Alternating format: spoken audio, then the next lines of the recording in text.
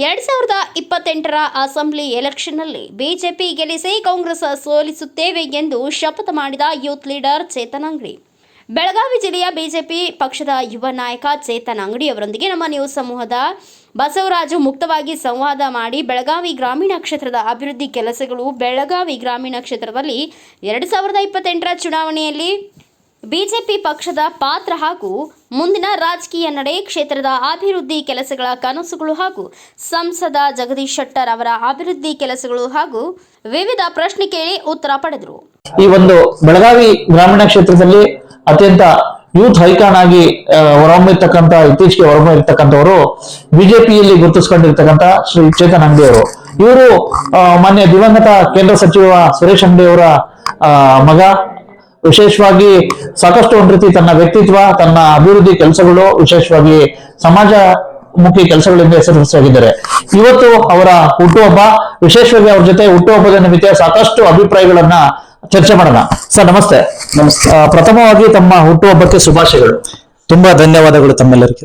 ಹೇಳಿ ಸರ್, ವಿಶೇಷವಾಗಿ ಒಂದ್ ರೀತಿ ಬೆಳಗಾವಿ ಗ್ರಾಮೀಣ ಅಂತಕ್ಕಂಥದ್ದು ಮಾನ್ಯ ಸುರೇಶ್ ಅಂಗಡಿ ಅವರ ತುಂಬಾ ಅವರಿಗೆ ರಾಜಕೀಯವಾಗಿ ಹೇಳಿಕೆ ಕೊಟ್ಟಿರ್ತಕ್ಕಂಥ ಊರು ಮತ್ತೆ ಹುಟ್ಟೂರು. ವಿಶೇಷವಾಗಿ ತಮ್ಮ ಹುಟ್ಟುಹಬ್ಬದ ನಿಮಿತ್ತ ಏನು ಸುರೇಶ್ ಅಂಗಡಿ ಅವ್ರ ಬಗ್ಗೆ ಏನ್ ಹೇಳಿ ಬಯಸ್ತೀರಾ? ಸನ್ಮಾನ್ಯ ದಿವಂಗತ ಸುರೇಶ್ ಅಂಗಡಿ ಅವರು ನಮ್ಮ ದೊಡ್ಡಪ್ಪನವರು. ಅವರು ಹುಟ್ಟಿದ ಊರು ಈ ಕೆಕೆ ಕೊಪ್ಪ ಅನ್ನುವಂತ ಗ್ರಾಮದಿಂದ ಹುಟ್ಟಿರ್ತಕ್ಕಂಥದ್ದು. ಇಲ್ಲಿಂದನೇ ಅವರು ಬೆಳೆದಿರ್ತಕ್ಕಂಥದ್ದು. ವಿಶೇಷವಾಗಿ ಇಡೀ ಜಿಲ್ಲಾದ್ಯಂತ ಕೆಕೆ ಕೊಪ್ಪ ಗ್ರಾಮದಿಂದ ಹಾಗೂ ಇಡೀ ಭಾಗ ಅಂದ್ರೆ ಹಿರೇಬಾಗೇವಾಡಿ ಮತಕ್ಷೇತ್ರ, ಬೆಳಗಾವಿ ಗ್ರಾಮೀಣ ಕ್ಷೇತ್ರ ಆಗಿರ್ಬೋದು, ಬೆಳಗಾವಿ ಜಿಲ್ಲೆಯಲ್ಲಿ ಸಿಟಿಯಲ್ಲಿ ಬರ್ತಕ್ಕಂಥ ಊರುಗಳಾಗಿರ್ಬೋದು, ಈ ಎಲ್ಲಾ ಜನರ ಒಂದು ಆಶೀರ್ವಾದದಿಂದ ಅವರು ಬೆಳೆದಿರ್ತಕ್ಕಂಥ ಒಂದು ಇದು. ಅದರ ಜೊತೆಗೆ ಅವರೆಲ್ಲರೂ ಇವತ್ತು ಗ್ರಾಮೀಣ ಪ್ರದೇಶದಲ್ಲಿ ಕಲ್ತಿರ್ತಕ್ಕಂಥದ್ದು. ಅವ್ರದ್ದು ಒಂದು ಗುರಿ ಏನಿತ್ತಂತಂದ್ರೆ, ಗ್ರಾಮೀಣ ಪ್ರದೇಶದ ಮಕ್ಕಳು ಇವತ್ತು ಸಿಟಿಗೆ ಹೋಗಿ ಕಲೀಲಿಕ್ಕೆ ಅನುಕೂಲಗಳು ಇರ್ತಿರ್ಲಿಲ್ಲ. ಅದಕ್ಕೆ ಸಿಟಿಯಿಂದ ಇರ್ತಕ್ಕಂಥ ಹುಡುಗರು ಇವತ್ತು ಗ್ರಾಮೀಣ ಪ್ರದೇಶಕ್ಕೆ ಬಂದು ಕಲಿಬೇಕಂತ ಹೇಳಿ ನಮ್ಮ ಊರಲ್ಲಿ ಒಂದು ದೊಡ್ಡ ಸ್ಕೂಲ್ ಹಾಗೂ ಕಾಲೇಜನ್ನ ಕಟ್ಟಿ ಕೊಟ್ಟಿದ್ದಾರೆ ಅವರು. ಅದಕ್ಕೆ ಅವರೆಲ್ಲ ಪಡ್ತಿರ್ತಕ್ಕಂಥ ಕಷ್ಟಗಳು ಬರುವಂತ ದಿನಮಾನಗಳಲ್ಲಿ ಜನರಿಗೆ ಬರಬಾರ್ದು ಅನ್ನುವಂತ ಒಂದು ಉದ್ದೇಶದಿಂದ ಗ್ರಾಮೀಣ ಪ್ರದೇಶದಲ್ಲಿ ವಿಶೇಷವಾಗಿ ಬಹಳ ಸುಧಾರಣೆ ಕೆಲಸಗಳನ್ನ ಅವರು ಮಾಡಿದಾರ. ಸ್ಕೂಲ್ ಕಾಲೇಜುಗಳನ್ನ ಮಾಡಿದಾರ, ರೋಡ್ಗಳ ವ್ಯವಸ್ಥೆಯನ್ನು ಮಾಡಿದಾರ, ಹಳ್ಳಿಗಳಿಗೆ ಬಸ್ಗಳು ತಲುಪುವಂತ ವ್ಯವಸ್ಥೆಯನ್ನ ಮಾಡಿದಾರ. ಪ್ರತಿ ಮನೆಗಳಿಗೆ ಸನ್ಮಾನ್ಯ ಮೋದಿಜಿಯವರ ಸರ್ಕಾರದಿಂದ ಬರ್ತಕ್ಕಂಥ ಅನುದಾನಗಳು ಅಂದ್ರೆ ಗ್ಯಾಸ್ ಯೋಜನೆ ಇರಬಹುದು, ಅನೇಕ ಯೋಜನೆಗಳು, ಮನೆಗಳ ಯೋಜನೆಗಳು ಇರ್ಬೋದು, ಇಂಥ ಅನೇಕ ಯೋಜನೆಗಳನ್ನ ತಂದು ಕೊಟ್ಟಿರ್ತಕ್ಕಂಥ ಧೀಮಂತ ನಾಯಕ ಸುರೇಶ್ ಅಂಗಡಿ ಅವರು. ಈಗ ಬೆಳಗಾವಿ ಗ್ರಾಮೀಣ ಕ್ಷೇತ್ರದಲ್ಲಿ ಬರುತ್ತೆ ಕೆಕೆಕೊಪ್ಪದ ಒಂದ್ ರೀತಿ ನಗರ. ವಿಶೇಷವಾಗಿ ಅವ್ರದ್ದು ಒಂದ್ ರೀತಿ ಆಸೆ ಇತ್ತು. ವಿಶೇಷವಾಗಿ ಒಂದ್ ರೀತಿ ಸಾಕಷ್ಟು ಸ್ಮಾರ್ಟ್ ಕ್ಷೇತ್ರ ಮಾಡ್ಬೇಕಾಗಿತ್ತು, ಮತ್ತೆ ರೈಲ್ವೆ ಯೋಜನೆಗಳು ಕನಸಿದ್ವು. ಒಂದು ಸುದ್ದಿ ಇದೆ ಸರ್, ವಿಶೇಷವಾಗಿ ಅಂಗಡಿ ಅವರು ಓಕೆ ಆಕಸ್ಮಿಕವಾಗಿ ಇದಾದ್ರು, ಆನಂತರ ಎಲ್ಲ ಒಂದ್ ಕಡೆ ಅಂಗಡಿ ಕುಟುಂಬದ ಒಂದ್ ರೀತಿ ಪ್ರಮುಖ ಯುವ ನಾಯಕರು ನೀವು, ತಾವು ಮಂಚೂಣಿಯಾಗಿ ಬರ್ಬೇಕು ಅಂತಕ್ಕಂಥದ್ದು ಒಂದು ಒತ್ತಾಸೆ ಇದೆ ಅವರ ಅಭಿಮಾನಿಗಳು, ವಿಶೇಷವಾಗಿ ನಿಮ್ಮ ಅಭಿಮಾನಿಗಳಿಂದ. ಹೌದು, ಸನ್ಮಾನ್ಯ ದಿವಂಗತ ಸುರೇಶ್ ಅಂಗಡಿ ಅವರ ಕನಸಾಗಿತ್ತು. ಅವರು ಹುಟ್ಟು ಬೆಳೆದಿರ್ತಕ್ಕಂಥ ಊರಿಂದ ಹಾಗೂ ಅವರ ರಾಜಕೀಯ ಕ್ಷೇತ್ರದಲ್ಲಿ ಬಂದಾದ ಮೇಲೆ ವಿಶೇಷವಾಗಿ ಗ್ರಾಮೀಣ ಪ್ರದೇಶದಲ್ಲಿ ಬಹಳ ಅಭಿವೃದ್ಧಿ ಕೆಲಸಗಳನ್ನ ಮಾಡಬೇಕು ಅನ್ನುವಂತ ಒಂದು ಯೋಚನೆ ಅವ್ರ ತಲೆಯಲ್ಲಿತ್ತು. ಅದೇ ಪ್ರಕಾರ ಕೆಲಸಗಳನ್ನು ಕೂಡ ಮಾಡಿದಾರ. ತದನಂತರ ಇದು ಕುಟುಂಬ ರಾಜಕೀಯ ಆಗಬಾರ್ದು ಅನ್ನೋ ಒಂದು ಉದ್ದೇಶದಿಂದ ಯಾವತ್ತೂ ಯಾವ ಕುಟುಂಬಸ್ಥರು ಕೂಡ ರಾಜಕಾರಣದಲ್ಲಿ ನಾವು ತೊಡಗಿರಲಿಲ್ಲ. ಆದ್ರೆ ಅವ್ರ ಹಿಂದೆಯಿಂದ ಅವರ ಸಹೋದರರಾಗಿರ್ತಕ್ಕಂಥ ಮೋಹನ್ ಅಂಗಡಿ ಅವರು, ಚಂದ್ರಪ್ಪ ಅಂಗಡಿ ಅವರು, ಡಾಕ್ಟರ್ ಸಿ ಅಂಗಡಿ ಅವರಾಗಿರ್ಬೋದು, ಶಿವಪುತ್ರಪ್ಪ ಅಂಗಡಿ ಆಗಿರ್ಬೋದು, ರಮೇಶ್ ಅಂಗಡಿ ಆಗಿರ್ಬೋದು, ಸುಭಾಷ್ ಗೋಳಿಶೆಟ್ಟಿ, ಈ ತರ ಅನೇಕ ಅವರೆಲ್ಲ ಅಣ್ಣ ತಮ್ಮಂದಿರ ಸಂಬಂಧಿಕರು ಏನಿದ್ದಾರೆ ಎಲ್ಲರೂ ಅವ್ರ ಜೊತೆ ನಿಂತು ಅವರಿಗೆ ರಾಜಕೀಯ ಕ್ಷೇತ್ರದಲ್ಲಾಗಿರ್ಬೋದು, ಬೇರೆ ಕ್ಷೇತ್ರಗಳಲ್ಲಾಗಿರ್ಬೋದು ಅವ್ರ ಜೊತೆ ನಿಂತಿದ್ದಾರೆ. ಅದರ ನಂತರ ನಮ್ಮ ದೊಡ್ಡಮ್ಮನವರಾಗಿರ್ತಕ್ಕಂಥ ಮಂಗಲ್ ಸುರೇಶ್ ಅಂಗಡಿ ಅವರು ಅವ್ರ ಜೊತೆ ಯಾವತ್ತೂ ಅವ್ರ ಜೊತೆಗೆ ನಿಂತಿರ್ತಕ್ಕಂಥವ್ರು, ಅವ್ರಿಗೆ ಯಾವತ್ತೂ ಸಾಥನ್ನ ಕೊಟ್ಟಿರ್ತಕ್ಕಂಥವ್ರು ರಾಜಕೀಯ ಕ್ಷೇತ್ರದಲ್ಲಿ ಹಾಗೂ ಬಿಸ್ನೆಸ್ ಕ್ಷೇತ್ರಗಳಲ್ಲಿ.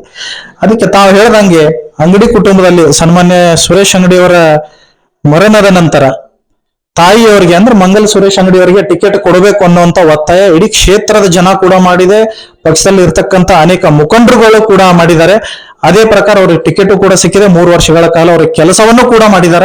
ಅದಕ್ಕೆ ಬರುವಂತ ದಿನಮಾನಗಳಲ್ಲಿ ಈಗ ಸನ್ಮಾನ್ಯ ಜಗದೀಶ್ ಶೆಟ್ಟರ್ ಅವರು ಅಂದ್ರೆ ನಮ್ಮ ಬೀಗರಾಗಬೇಕು. ಅವ್ರಿದ್ದು ಸುರೇಶ್ ಅಂಗಡಿ ಅವರಿಗಿಂತ ಒಂದು ಕೈ ಬಲ ಹೆಚ್ಚೇ ಇದೆ ನಮಗಂತ ನಾನು ಹೇಳಕ್ ಬಯಸ್ತೀನಿ. ಅದಕ್ಕೆ ಅವ್ರು ಇರೋರ್ಗು ನಾವೆಲ್ಲರೂ ರಾಜಕೀಯ ಕ್ಷೇತ್ರದಲ್ಲಿ ನಮಗೆ ಎಷ್ಟು ನಮ್ಮ ಲಿಮಿಟ್ಸ್ ಇದೆ ಆ ಲಿಮಿಟ್ ಅನ್ನು ಇಟ್ಕೊಂಡು ಹೆಚ್ಚಿನ ಪ್ರಮಾಣದಲ್ಲಿ ಕೆಲಸ ಮಾಡಕ್ ಪ್ರಯತ್ನವನ್ನು ಮಾಡ್ತೀವಿ.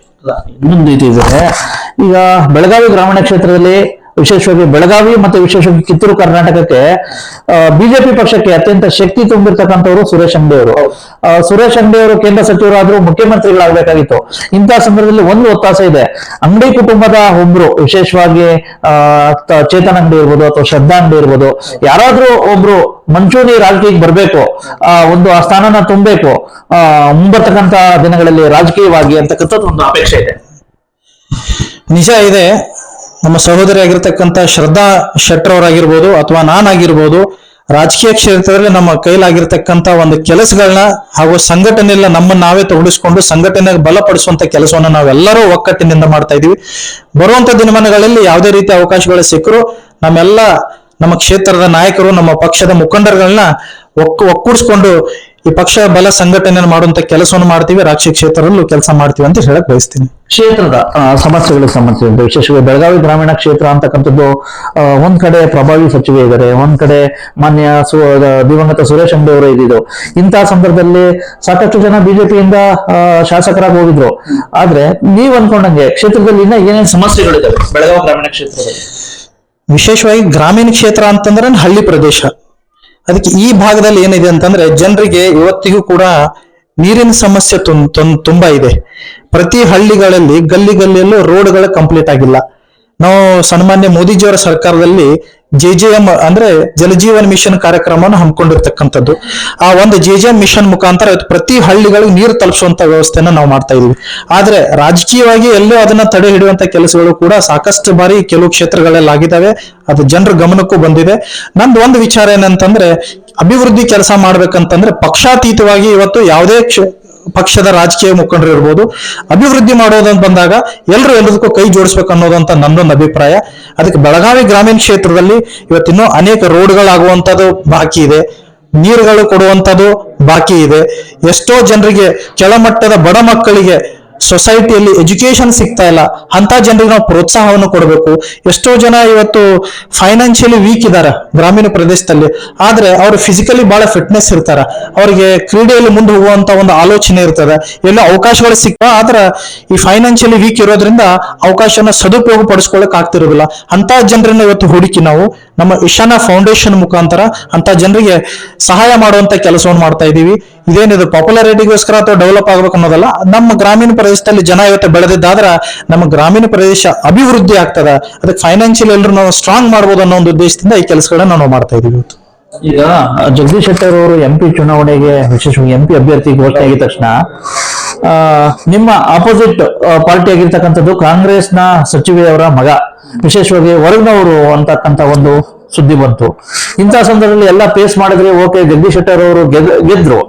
ಆದ್ರೆ ಇಲ್ಲ ಒಂದ್ ಕಡೆ ಅದ್ರ ತಕ್ಕನಾಗ ಏನಾದ್ರು ಯಾವ ರೀತಿ ಜಗದೀಶ್ ಶೆಟ್ಟರ್ ಅವರು ಯಾವ ರೀತಿ ಕೆಲಸ ಮಾಡ್ತಾ ಇದ್ರು ಇವತ್ತು ತಾವೇ ನೋಡ್ತಾ ಇರ್ಬೋದು. ಕ್ಷೇತ್ರದಲ್ಲಿ ಸನ್ಮಾನ್ಯ ಜಗದೀಶ್ ಶೆಟ್ಟರ್ ಅವರು CM ಅವರು ಅಂದ್ರೆ ಒಂದು ಸಂದರ್ಭದಲ್ಲಿ ರಾಜ್ಯವನ್ನ ಮುಖ್ಯಮಂತ್ರಿಯಾಗಿ ಕೆಲಸ ಮಾಡಿರ್ತಕ್ಕಂಥ ಒಬ್ಬ ದಿಟ್ಟ ಅಭ್ಯರ್ಥಿ. ಜೊತೆಗೆ ಇವತ್ತು ಹೊರಗಿನವರಂತ ಯಾವ ಪಕ್ಷದವ್ರು ಹೇಳ್ತಾ ಇದಾರೋ ಅವರು ಕೂಡ ಒಬ್ಬ ಹೊರಗಿನವರಂತ ನಾನು ಹೇಳಕ್ ಬಯಸ್ತೀನಿ. ಇವತ್ತು ನಾವೆಲ್ಲರೂ ಹಿಂದೂ ಅಂತ ಹೇಳ್ತೀವಿ, ನಾವೆಲ್ಲರೂ ಒಂದು ಅಂತ ಹೇಳ್ತೀವಿ, ಮತ್ತೆ ಇಲ್ಲಿ ಹೊರಗಿನವರು ಒಳಗಿನವರು ಅನ್ನೋಂತ ಮಾತೇ ಬರೋದಿಲ್ಲ. ಇವತ್ತು ರಾಜಕೀಯ ಕ್ಷೇತ್ರ ಅಂತಂದ್ರೆ ಅದು ನಿಮಗೆ ಮೇಲೆ ಕೆಳಗೆ ಸೋಲು ಗೆಲುವು ಯಾವತ್ತೂ ಇದ್ದಿದೆ, ಅದು ಯಾರಿಗೂ ಬಿಟ್ಟಿಲ್ಲ. ಆದ್ರೆ ಅಭಿವೃದ್ಧಿ ಅಂತ ಬಂದಾಗ ನಾವೆಲ್ಲರೂ ಒಂದಾಗ್ಬೇಕು ಅನ್ನುವಂಥದ್ದು ನಂದು ಒಂದು ವಿಚಾರ. ಇದಕ್ಕೆ ಸನ್ಮಾನ್ಯ ಜಗದೀಶ್ ಶೆಟ್ಟರ್ ಅವರು ಆರಿಸಿ ಬಂದ ಮೇಲೆ ಇವತ್ತು ನಮ್ಮ ರೇಣುಕಾ ಯಲ್ಲಮ್ಮ ದೇವಸ್ಥಾನಕ್ಕೆ 100 ಕೋಟಿ ಹಣವನ್ನ ಬಿಡುಗಡೆ ಮಾಡ್ಕೊಂಡು ಬಂದಿರತಕ್ಕಂಥದ್ದು, ಅಂದ್ರೆ ಸ್ಯಾಂಕ್ಷನ್ ಮಾಡ್ಕೊಂಡು ಬಂದಿರತಕ್ಕಂಥದ್ದು. ಜೊತೆಗೆ ವಿಶೇಷವಾಗಿ ಗೋಕಾಕ ಕ್ಷೇತ್ರಗಳಲ್ಲಾಗಿರ್ಬೋದು, ಬೆಳಗಾವಿ ಗ್ರಾಮೀಣ ಕ್ಷೇತ್ರಗಳಲ್ಲಾಗಿರ್ಬೋದು ಅನೇಕ ರೋಡ್ಗಳಿಗೆ, ಸಮುದಾಯ ಭವನಗಳಿಗೆ ಆಲ್ರೆಡಿ ದುಡ್ಡನ್ನ ಸ್ಯಾಂಕ್ಷನ್ ಮಾಡ್ಕೊಂಡು ಬಂದಿರತಕ್ಕಂಥದ್ದು. ಬಹುಶಃ ಈ ಮಳೆಗಾಲ ಮುಗಿದ ತಕ್ಷಣ ಕೆಲಸಗಳೆಲ್ಲ ಸಂಪೂರ್ಣವಾಗಿ ಮುಗಿದು ಹೋಗುತ್ತವೆ. ಇದ್ರ ಜೊತೆಗೆ ಬರುವಂತ ದಿನಮಾನಗಳಲ್ಲಿ ಇನ್ನೂ ಹೆಚ್ಚಿನ ದೊಡ್ಡ ಕೆಲಸಗಳನ್ನ ಸನ್ಮಾನ್ಯ ಜಗದೀಶ್ ಶೆಟ್ಟರ್ ಆಲ್ರೆಡಿ ಮಾಡ್ತಾ ಇದ್ದಾರೆ. ಜೊತೆಗೆ ಪುಣೆಯಿಂದ ಬರ್ತಿರ್ತಕ್ಕಂಥ ವಂದೇ ಭಾರತ್ ರೈಲನ್ನ ಹುಬ್ಬಳ್ಳಿವರೆಗೂ ತಗೊಂಡ್ ಬರುವಂತ ಕೆಲಸವನ್ನು ಆಲ್ರೆಡಿ ಮಾಡಿಬಿಟ್ಟಿದ್ದಾರೆ. ಬೆಂಗಳೂರಿಂದ ಧಾರವಾಡವರೆಗೂ ಬರ್ತಿರ್ತಕ್ಕಂಥ ವಂದೇ ಭಾರತ್ ರೈಲು ಬೆಳಗಾವಿಗ ಈ ಶೀಘ್ರದಲ್ಲೇ ಶುರು ಆಗಲಿದೆ. ಇಂಥ ಅನೇಕ ದೊಡ್ಡ ಮಟ್ಟದ ಕೆಲಸಗಳನ್ನ ಆಲ್ರೆಡಿ ಸನ್ಮಾನ್ಯ ಜಗದೀಶ್ ಶೆಟ್ಟರ್ ಅವರು ಮಾಡ್ತಾ ಇದ್ದಾರೆ. ಇದು ಒಂದು ಉದಾಹರಣೆ ಅಂತ ನಾನು ಹೇಳಕ್ ಬಯಸ್ತೀನಿ. ಈಗಾಗಲೇ ಕ್ಷೇತ್ರದಲ್ಲಿ ಅನೇಕ ಜನರಿಗೆ ಸನ್ಮಾನ್ಯ ಜಗದೀಶ್ ಶೆಟ್ಟರ್ ಅವರು ಪರ್ಸನಲಿ ವಿಸಿಟ್ ಮಾಡಿ ಕೆಲಸಗಳನ್ನ ಕೈಗೆತ್ಕೊಂಡಿರೋದನ್ನ ಬಹಳ ಶ್ಲಾಘಿಸ್ತಾ ಇದ್ದಾರೆ. ಅದಕ್ಕೆ ಬರುವಂತ ದಿನಮಾನಗಳು ಇನ್ನೂ ಹೆಚ್ಚಿನ ಕೆಲಸ ಮಾಡ್ತಾರ ಅನ್ನುವಂತ ವಿಶ್ವಾಸ ನಮಗೆಲ್ಲರಿಗಿದೆ. ಅದನ್ನ ಮಾಡಿ ತೋರಿಸ್ತೀವಿ. ಕರ್ನಾಟಕ ಸರ್ಕಾರದ ಪ್ರಭಾವಿ ಸಚಿವೆ ಲಕ್ಷ್ಮೀ ಹೆಬ್ಬಾಳ್ಕರ್ ಅವರು ವಿಶೇಷವಾಗಿ ಒಬ್ಬ ಸಚಿವರ ಕ್ಷೇತ್ರ ಇನ್ನು ನಿರೀಕ್ಷೆಗೆ ತಕ್ಕಂತೆ ಅಭಿವೃದ್ಧಿ ಆಗ್ತಾ ಇದೆಯಾ? ತಾವು ಸಹ ವಿರೋಧ ಪಕ್ಷದವರು, ನಿಮ್ಮ ಕ್ಷೇತ್ರ ಏನೋ ಅಭಿವೃದ್ಧಿ ಆಗ್ತಾ ಇದೆಯಾ? ಗ್ರಾಮೀಣ ಪ್ರದೇಶದಲ್ಲಿ ಹೆಂಗಿದೆ ಅಂತಂದ್ರೆ ನೀವು ಎಷ್ಟೇ ಅಭಿವೃದ್ಧಿ ಮಾಡಿದ್ರು ಕೂಡ ಇಲ್ಲಿ ರೋಡ್ಗಳು ಹಾಳಾಗ್ತಾನೆ ಇರ್ತವೆ. ಎಷ್ಟೇ ನೀರಿನ ಸವಲತ್ತು ಕೊಟ್ಟರು ಕೂಡ ಇಲ್ಲಿ ಪಾಪ್ಯುಲೇಷನ್ ಜಾಸ್ತಿ ಇರೋದ್ರಿಂದ ಅದು ಸರಿಯಾಗಿ ಸದ್ಬಳಕೆ ಆಗದೆ ಇರೋದ್ರಿಂದ ಹಾಳಾಗುವಂತ ಕೆಲಸಗಳು ಹೆಚ್ಚಾಗ್ತಾ ಇರ್ತವೆ. ಅದಕ್ಕೆ ಕ್ಷೇತ್ರದಲ್ಲಿ ಇರ್ತಕ್ಕಂಥ ಎಲೆಕ್ಟೆಡ್ ಮೆಂಬರ್ ಯಾರೇ ಇರಲಿ ಇವತ್ತು ಅದನ್ನ ಬಹಳ ಹತ್ತಿರದಿಂದ ಫೋಕಸ್ ಮಾಡಬೇಕಾಗ್ತದ. ಅದಕ್ಕೆ ಇವತ್ತು ಕರ್ನಾಟಕ ಸರ್ಕಾರದಲ್ಲಿ ಕಾಂಗ್ರೆಸ್ ಸರ್ಕಾರ ಇರೋದ್ರಿಂದ ಅವ್ರು ಕೊಡ್ತಿರ್ತಕ್ಕಂಥ ಉಚಿತ ಏನು ಭಾಗ್ಯಗಳಿದಾವ ಅದು ಇವತ್ತು ಭಾಗ್ಯಗಳಂತ ಹೇಳಲ್ಲ, ಅದೆಲ್ಲ ನಮ್ಮ ದುರ್ಭಾಗ್ಯಗಳಂತ ನಾನು ಹೇಳಕ್ ಬಯಸ್ತೀನಿ. ಯಾಕಂತಂದ್ರೆ ಕೊಡ್ತಿರ್ತಕ್ಕಂಥ ಬಸ್ ಉಚಿತ ಎಲ್ಲಾ ಮಟ್ಟದ ಜನರು ಅದನ್ನು ಉಪಯೋಗ ಮಾಡುದಿಲ್ಲ. ಕೊಡ್ತಿರ್ತಕ್ಕಂಥ ಕರೆಂಟ್ ಫ್ರೀ ಇದ್ರೂ ಕೂಡ ಅದನ್ನ ಮೀಟರ್ ವೈಸ್ ರೇಟ್ ಅನ್ನ ಹೆಚ್ಚು ಮಾಡಿದಾರ. ಆಮೇಲೆ ಲಿಕ್ಕರ್ ಮೇಲೆ ರೇಟ್ಗಳನ್ನ ಹೆಚ್ಚು ಮಾಡಿದಾರ. ಇವತ್ತು ಟ್ಯಾಕ್ಸ್ ಪೋರ್ಷನ್ ಅನ್ನು ಕೂಡ ಹೆಚ್ಚು ಮಾಡಿದಾರ. ನೀವು ಬಲಗಡೆಯಿಂದ ಕಸ್ಕೊಳ್ತಾ ಇದ್ರಿ, ಎಡಗಡೆ ಕೊಡ್ತಾ ಇದ್ರಿ. ಅದಕ್ಕೆ ಸರ್ಕಾರದಿಂದ ಯಾವುದೇ ರೀತಿ ಭಾಗ್ಯಗಳು ಕೊಟ್ಟರು ಕೂಡ ಇದು ನೇರವಾಗಿ ಯಾವುದೇ ಒಬ್ಬ ನಮ್ಮ ಮತದಾರರಿಗಾಯ್ತು ಅಥವಾ ಕ್ಷೇತ್ರ ಜನತೆಗಾಯ್ತು ಇದು ಸರಿಯಾದ ಸದುಪಯೋಗ ಯಾರು ಪಡ್ಕೊಳ್ತಾ ಇಲ್ಲ. ಇದರಿಂದ ಹಾಳೆ ಆಗ್ತಾ ಇದೆ ಹೊರತು ಚಲೋದಂತೂ ಏನೂ ಆಗ್ತಾ ಇಲ್ಲ. ಅದಕ್ಕೆ ಕರ್ನಾಟಕ ರಾಜ್ಯ ಸರ್ಕಾರಕ್ಕೆ ನಾವು ಎಚ್ಚರಿಕೆಯನ್ನ ಕೊಡ್ತೀವಿ. ಬರುವಂತ ದಿನಮಾನಗಳಲ್ಲಿ ಇದನ್ನ ಬದಲಾವಣೆಯನ್ನ ಮಾಡಿ ಸುಧಾರಣೆಯತ್ತ ಹೋಗ್ಬೇಕಂತ ನನ್ನ ವಿನಂತಿ ಇದೆ. ಆಮೇಲೆ ಇದನ್ನ ವಿಶೇಷವಾಗಿ ನಾವು ಭಾರತೀಯ ಜನತಾ ಪಾರ್ಟಿಯವರ ಖಂಡಿಸ್ತೀವಿ. ಯಾರು ಸರ್? ಓಕೆ, ಒಬ್ಬ ವ್ಯಕ್ತಿ ಈಗ ಸುರೇಶ್ ಅಂಗಡಿ ಅವರು ಬೆಳೆದಕ್ಕೆ ಒಬ್ರು ಗಾಡ್ ಫಾದರ್ ಇದ್ರು ರಾಜಕೀಯವಾಗಿ. ಈಗ ನಿಮ್ಗೆ ವಿಶೇಷವಾಗಿ ಇನ್ನ ಯುವ ನಾಯಕರು 36ನೇ ವರ್ಷಕ್ಕೆ ಕಾಲಿಟ್ಟಿದ್ದೀರಾ, ಸಾಕಷ್ಟು ಬಿಜೆಪಿಯಲ್ಲಿ ಗುರುತಿಸ್ಕೊಂಡಿದ್ದೀರಾ, ಹಲವಾರು ಸ್ಟ್ರೈಕ್ಗಳು ಮಾಡ್ತಾ ಇದ್ದೀರಾ. ಇಂಥ ಸಂದರ್ಭದಲ್ಲಿ ನಿಮ್ ಗಾಡ್ ಫಾದರ್ ಯಾರು ಸರ್? ಪೊಲಿಟಿಕಲ್ ಗಾಡ್ ಫಾದರ್ ನಮ್ಮ ಮೊದಲಿಂದಾನು ಗಾಡ್ ಫಾದರ್ ಅಂತಂದ್ರೆ ಮನೆಯಲ್ಲಿರ್ತಕ್ಕಂಥ ನಮ್ಮ ಅಮ್ಮನವರಾಗಿರ್ತಕ್ಕಂಥ ಸೋಮವ್ವ ಚನ್ನಬಸಪ್ಪ ಅಂಗಡಿಯವರು ಹಾಗೂ ನಮ್ಮ ಅಜ್ಜನವರು. ಜೊತೆಗೆ ಅದಾದ ನಂತರ ನನ್ನ ಬಿಸ್ನೆಸ್ ಫೀಲ್ಡ್ ಅಲ್ಲಿ ಆಯ್ತು ಹಾಗೂ ರಾಜಕೀಯ ಕ್ಷೇತ್ರದಲ್ಲಿ ಆಯ್ತು ನನ್ನ ಕರ್ಕೊಂಡು ಬಂದಿದ್ದು ನಮ್ಮ ದೊಡ್ಡಪ್ಪ ಸುರೇಶ್ ಅಂಗಡಿಯವರು. ಇವತ್ತಿಗೂ ಅವರೇ ನಮ್ಮ ಗುರು, ಅವರೇ ನಮ್ಮ ಹೀರೋ. ಈಗ ಶೆಟ್ಟರ್ ಅವರು ಯಾವ ರೀತಿ ಮಾರ್ಗದರ್ಶನ ಕೊಡ್ತಾವ್ರು? ಅವ್ರ ಅಪೇಕ್ಷೆ ಇದೆಯಾ ನೀವು ಬರ್ಬೇಕು ಅಂತ ಏನಾದ್ರು ಇಷ್ಟಪಟ್ಟಿದ್ದಾರೆ? ರಾಜಕೀಯ ಕ್ಷೇತ್ರ ಅನ್ನೋಕ್ಕಿಂತ ಒಂದು ಸಮಾಜದಲ್ಲಿ ನಾವೆಲ್ಲರೂ ಇವತ್ತು ಬೆಳೆದು ಒಂದು ಒಳ್ಳೆ ವ್ಯಕ್ತಿತ್ವವನ್ನು ಬೆಳೆಸ್ಕೊಂಡು 4 ಜನರಿಗೆ ಅನುಕೂಲ ಆಗುವಂತ ಕೆಲಸವನ್ನು ಮಾಡ್ಬೇಕು ಅನ್ನೋದು ನಮ್ಮೆಲ್ಲರ ಅಭಿಪ್ರಾಯ. ಜೊತೆಗೆ ಪಕ್ಷದ ಮುಖಂಡರು ಎಲ್ಲರೂ ಗುರುತಿಸಿ ಏನಾರು ಅವಕಾಶ ಕೊಟ್ಟಿದ್ದಾರೆ, ಕೆಲಸ ಮಾಡಕ್ ನಾವೆಲ್ಲರೂ ಇವತ್ತು ತಯಾರಿದೀವಿ ಅಂತ ಹೇಳುವಂತ ಮಾತನ್ನ ನಾನು ಹೇಳಕ್ ಬಯಸ್ತೀನಿ.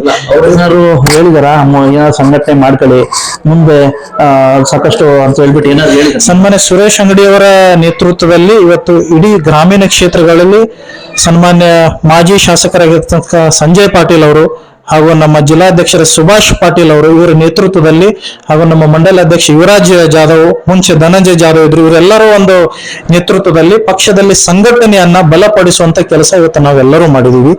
ಬರುವಂತ ದಿನಮಾನಗಳಲ್ಲಿ ಈ ಸಂಘಟನೆಯನ್ನ ಗಟ್ಟಿಗೊಳಿಸುವಂತ ಕೆಲಸ ನಾವೆಲ್ಲರೂ ಮಾಡ್ತಾ ಇದೀವಿ. ನಮ್ಮ ಪಕ್ಷ ನಮ್ಮ ಸಂಘಟನೆ ಗಟ್ಟಿ ಇತ್ತಂತಂದ್ರೆ ಇವತ್ತು ಪಾರ್ಟಿ ಯಾರಿಗೆ ಮುಖಂಡರುಗಳಿಗೆ ಅವಕಾಶವನ್ನು ಕೊಟ್ಟರು ನಾವೆಲ್ಲರೂ ನಿಂತು ಕೆಲಸ ಮಾಡುವಂತ ಕಾರ್ಯವನ್ನ ನಾವೆಲ್ಲರೂ ಮಾಡ್ತೀವಿ. ಇದರ ಜೊತೆಗೆ ಸನ್ಮಾನ್ಯ ಜಗದೀಶ್ ಶೆಟ್ಟರ್ ಸಾಹೇಬರು ಕೂಡ ಇವತ್ತು ನಮಗೆ ಸಂಘಟನೆಯಲ್ಲಿ ತೊಡಗಿಸ್ಕೊಳ್ಳಿ ಕೆಲಸ ಮಾಡಿರುವಂತ ಮಾತನ್ನು ಕೂಡ ಹೇಳಿದಾರೆ. ಅದಕ್ಕೆ ಅವ್ರ ಕೈ ಬಲಪಡಿಸುವಂತ ಕೆಲಸವನ್ನು ನಾವೆಲ್ಲರೂ ಮಾಡ್ತೀವಿ ಅಂತ ಹೇಳಕ್ ಬಯಸ್ತೀವಿ. 2028 ಹಾಗಾದ್ರೆ ಸಾಮೂಹಿಕ ನಾಯಕತ್ವದಲ್ಲಿ ಬಿಜೆಪಿ ಗೆಲ್ಸೋದ್ ಪಕ್ಕ, 100% ಬಿಜೆಪಿ ಗೆಲ್ಸೋದ್ ಪಕ್ಕ, 100% ಬರುವಂತ 2028ಕ್ಕೆ ಇವತ್ತು ಕಾಂಗ್ರೆಸ್ ಇಂದ ಯಾರೇ ಅಭ್ಯರ್ಥಿ ಆದ್ರೂ ಕೂಡ, ಭಾರತೀಯ ಜನತಾ ಪಾರ್ಟಿಯಿಂದ ಯಾರೇ ಅಭ್ಯರ್ಥಿ ಆದ್ರೂ ಕೂಡ ಭಾರತೀಯ ಜನತಾ ಪಾರ್ಟಿನೇ ಗೆದ್ದು ಬರುವಂತ ವಿಶ್ವಾಸ ನಮ್ಮೆಲ್ಲರಿಗೂ ಇದೆ. ಅದರ ಪ್ರಕಾರ ನಾವು ಸಂಘಟನೆಯಲ್ಲಿ ಎಲ್ಲರೂ ಕೆಲಸವನ್ನು ಕೂಡ ಮಾಡ್ತಾ ಇದೀವಿ, ಬಹಳ ಒಕ್ಕಟ್ಟಿಂದ ಕೆಲಸವನ್ನು ಮಾಡ್ತಾ ಇದ್ದೀವಿ. ಇದ್ರೂ ಸಹ ಕಾಂಗ್ರೆಸ್ ಅಭ್ಯರ್ಥಿ ಸೋಲಿಸೋದು ಖಚಿತ. ಹೌದು. ಒಟ್ಟಾರೆ ಕ್ಷೇತ್ರದ ಜನತೆಗೆ ಒಬ್ಬ ಅಂಗಡಿ ಕುಟುಂಬದ ಸದಸ್ಯನಾಗಿ, ವಿಶೇಷವಾಗಿ ಒಬ್ಬ ಯುವ ನಾಯಕನಾಗಿ ಏನ್ ಭರವಸೆಯ ಮಾತುಗಳು ಹೇಳಕ್ ಬಯಸ್ತಾರೆ? ಸನ್ಮಾನ್ಯ ದಿವಂಗತ ಸುರೇಶ್ ಅಂಗಡಿಯವರಿಗೆ ತಾವೆಲ್ಲರೂ ಆಶೀರ್ವಾದ ಮಾಡಿದ್ರಿಂದ ಕಳೆದ 20 ವರ್ಷಗಳ ಕಾಲ ಅವರು ಕ್ಷೇತ್ರದಲ್ಲಿ ಕೆಲಸವನ್ನ ಮಾಡಿ ಬೆಳಗಾವಿಯನ್ನ ಒಂದು ಸಮಗ್ರ ನಾಡನ್ನಾಗಿ ಅಥವಾ ಬೆಳಗಾವಿಯನ್ನ ಸಮಗ್ರ ಜಿಲ್ಲೆಯನ್ನಾಗಿ ಮಾಡಿರ್ತಕ್ಕಂಥದ್ದು. ಅದೇ ಪ್ರಕಾರ ಅವರ ಒಂದು ಕನಸ ಏನಿತ್ತು, ತಾಯಿ ಮಂಗಲಾ ಸುರೇಶ್ ಅಂಗಡಿಯವರು ಅದನ್ನ ಈಡೇರಿಸಲಿಕ್ಕೆ ಬಹಳಷ್ಟು ಶ್ರಮವನ್ನು ಕೂಡ ಪಟ್ಟಿದ್ದಾರೆ, ಬಹಳಷ್ಟು ಕೆಲಸವನ್ನು ಕೂಡ ಮಾಡಿದ್ದಾರೆ. ಅದರ ಜೊತೆಗೆ ಸನ್ಮಾನ್ಯ ಜಗದೀಶ್ ಶೆಟ್ಟರ್ ಅವರ ಜೊತೆಗೆ ನಾವೆಲ್ಲರೂ ನಿಂತು ಬರುವಂತ ದಿನಮಾನಗಳಲ್ಲಿ ಬೆಳಗಾವಿ ಜಿಲ್ಲೆ ಆಯ್ತು, ವಿಶೇಷವಾಗಿ ಬೆಳಗಾವಿ ಗ್ರಾಮೀಣ ಕ್ಷೇತ್ರವೂ ಕೂಡ ಆಯ್ತು, ಅಭಿವೃದ್ಧಿ ಪಡಿಸಲಿಕ್ಕೆ ನಮ್ಮ ಕೈಯಲ್ಲಿ ಏನಾಗುತ್ತೆ ಅದನ್ನೆಲ್ಲರೂ ಶಕ್ತಿ ಮೀರಿ ಪ್ರಯತ್ನ ಪಟ್ಟು ಈ ಕೆಲಸ ಕಾರ್ಯಗಳನ್ನ ಮಾಡ್ತೀವಿ. ಪಕ್ಷದ ಸಂಘಟನೆಯನ್ನು ಕೂಡ ಮಾಡ್ತೀವಿ, ಗ್ರಾಮೀಣ ಕ್ಷೇತ್ರ ಬೆಳವಣಿಗೆಯನ್ನು ಕೂಡ ಮಾಡ್ತೀವಿ ಅಂತ ಹೇಳಕ್ ಬಯಸ್ತೀವಿ.